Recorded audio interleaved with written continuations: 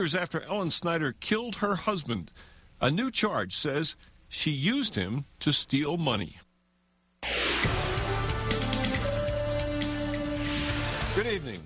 The DA says Snyder's not only a murderer, but a thief. Today, a grand jury indicted her on a tax fraud count for filing a tax return in her dead husband's name and cashing the refund. News 13's Alex Tomlin has been on top of this story, and she's live in the Newsplex. Diane, Ellen Snyder admits she shot and buried her husband Michael in 2002. But in 2006, prosecutors say she needed him again for his money.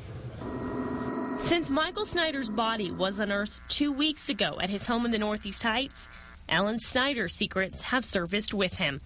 Snyder shot the master mechanic inside their home in January of 2002. Her attorney claims Michael Snyder was abusive and would push Ellen up against walls and shake her. The DA's office doesn't buy that the murder was in self-defense. A jury of her peers agrees so far. The grand jury returned their indictment on willful and deliberate first-degree murder. In fact, the grand jury said yes to all 7 charges the DA's office was pressing for today, including new charges for tax fraud. The DA's office says Ellen Snyder filed a tax return for Michael Snyder in 2006. She then forged his signature on the $900 tax return check and gave it to a car dealership as payment.